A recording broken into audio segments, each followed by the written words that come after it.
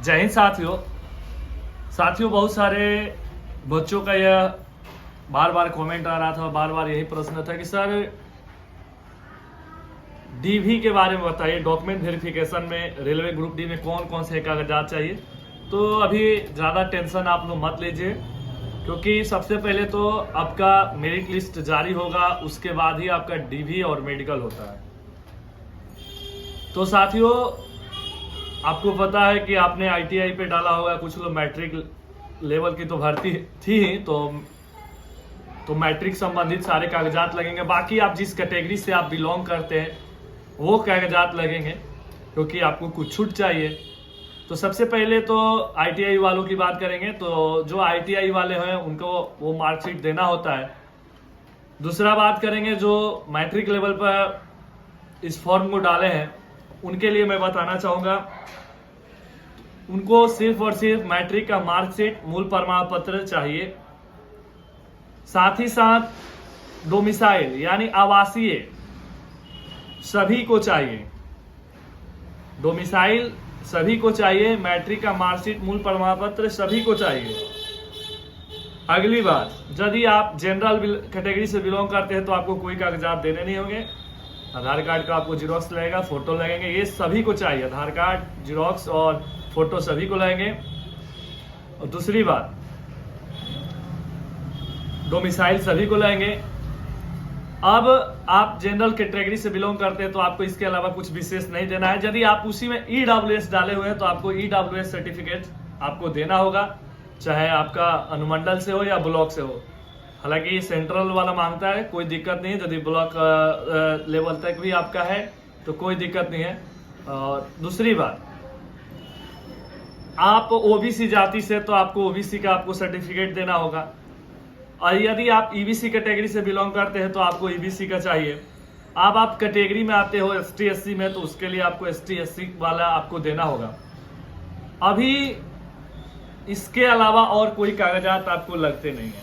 तो आप या तो प्रखंड स्तर या अनुमंडल स्तर से आप कोई भी आप बना के कागजात रखें तो किसी प्रकार की कोई प्रॉब्लम होने वाली नहीं है। हालांकि उससे पहले आपका मेरिट आएगा, उसके बाद होगा। अभी कुछ जोन का आप देख रहे होंगे कि मेडिकल और डीवी का डेट दिया है, तो वो पीडब्ल्यूडी जो विकलांग होंगे, जिनको 20, 40 या 60, 80% ऐसे करके कुछ छूट मिलता है, वो चीज़ वो लोग अपना सर्टिफिकेट लेके जाते हैं और वहाँ पे फिर उनकी मेडिकल जांच होती है और फिर वहाँ पर उनकी फिर डीवी होती है। और बात करते हैं फिर जो अप्रेंटिस किए हुए हैं उनका भी, क्योंकि उनका भी अप्रेंटिस वाले का फिजिकल नहीं होता है, तो उन लोगों के रिटर्न के बाद तुरंत उनका ये डीवी और मेडिकल होता है। तो उन लोगों के लिए अभी कुछ जोन ने ये जारी किया है उनका डीवी और मेडिकल।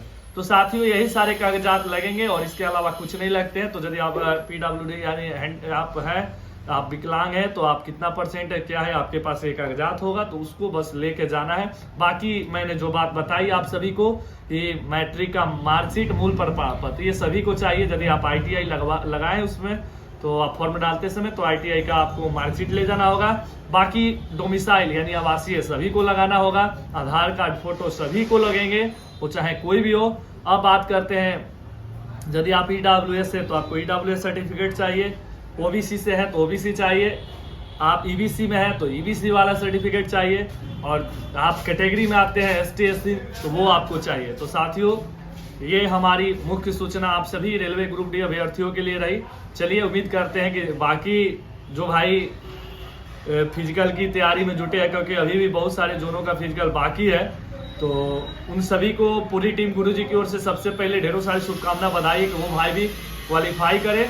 उसके बाकी तो जिस भी जोन का फिजिकल चल रहा है, बच्चे क्वालिफाई किए हैं, उनके उज्जवल भविष्य के लिए आगे आने वाला दिन उनका बेहतर हो, और वो जो सपना एक देखे थे वो सपना जल्द ही सच होने वाला है। इसके लिए आप सभी को पूरी टीम गुरुजी की ओर से ढेरों सारी शुभकामनाएं है, बधाई है। माता रानी का आशीर्वाद आप सब पे बना रहे। तो साथियों डीवी के बारे में ज्यादा सोचने और चिंतन करने की बात नहीं है, पहले आपका मेरिट आएगा और केवल अप्रेंटिस और ये पीडब्ल्यूडी वाले को छोड़ के उसके बाद ही आपका डीवी और मेडिकल होता है। हालांकि लास्ट में नॉर्मली हमारे पास एसएससी का या कोई भी वैकेंसी का नॉर्मली मेडिकल होता है। तो जो भी टीम से हमारे जुड़े होंगे बच्चे, यदि किसी प्रकार की उनको मेडिकल संबंधित कोई डाउट रहती है तो उन सारे बच्चों का एक बार हम लोग यहाँ पर प्री मेडिकल करवाएंगे अपनी अकेडमी, अपनी संस्था में, ताकि कम से कम बहुत सारे बच्चे हमारी टीम संस्था से जुड़े थे, तो एक सेवा, एक मौका उनको और भी मिल जाए। यदि थोड़ी बहुत कुछ प्रॉब्लम भी रहती है तो उसका सोल्यूशन का हम लोग उपाय करेंगे, ताकि आसानी से किसी प्रकार की कोई प्रॉब्लम हो नहीं। तो आपको ये भी नहीं सोचना है कि बहुत टफ मेडिकल होता है, बिल्कुल ही नहीं, ज़्यादा कुछ नहीं सोचिए, बहुत ही नॉर्मल मेडिकल होता है। तो चलिए मिलेंगे नेक्स्ट वीडियो में, तब तक जय हिंद, वंदे मातरम।